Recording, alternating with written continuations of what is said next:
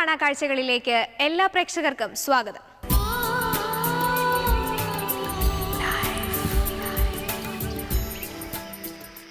ഈസ്റ്ററുമായി ബന്ധപ്പെട്ട ചില കാഴ്ചകളാകാം ആദ്യം. ലഹരി വസ്തുക്കളുടെയും കുറ്റകൃത്യങ്ങളുടെയും പേരിൽ അറിയപ്പെട്ടിരുന്ന ഗ്വാട്ടിമാല ഈസ്റ്റർ ദിനത്തിൽ മറ്റൊരു റെക്കോർഡിനായുള്ള ഒരുക്കത്തിലാണ്. 2 കിലോമീറ്റർ ദൂരത്തിൽ പൂക്കൾ കൊണ്ടുള്ള പരവതാനി ഒരുക്കിയാണ് ഗിന്നസ് റെക്കോർഡിൽ ഇടം പിടിക്കാൻ അവർ ഒരുങ്ങുന്നത്.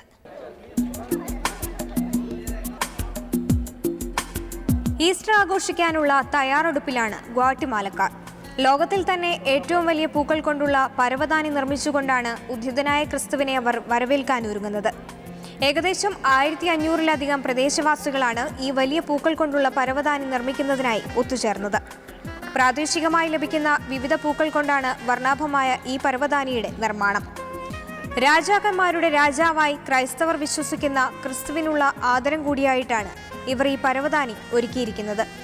അക്രമത്തിന്റെയും മയക്കുമരുന്നിന്റെയും പേരിൽ അറിയപ്പെട്ടിരുന്ന ഗ്വാട്ടിമാലക്കാർക്ക് അഭിമാന പ്രശ്നം കൂടിയാണ് ഈ ഫ്ലോറൽ കാർപ്പറ്റ്. 2000 മീറ്റർ നീളത്തിൽ, അതായത് 6600 അടി ദൂരത്തിലാണ് ഈ കാർപ്പറ്റിന്റെ നിർമ്മാണം. പൂക്കൾക്ക് പുറമെ അറക്കപ്പൊടിയും ഈ കാർപ്പറ്റിൽ ഉപയോഗിച്ചിട്ടുണ്ട്.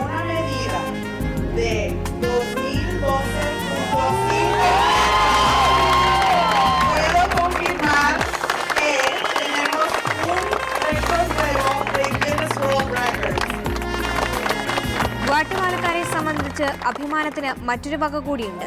മുൻവർഷത്തെ തങ്ങളുടെ തന്നെ റെക്കോർഡാണ് ഇക്കുറി ഇവർ ഭീമാകാരമായ ഫ്ലോറൽ കാർപ്പറ്റിലൂടെ മറികടക്കുന്നത്.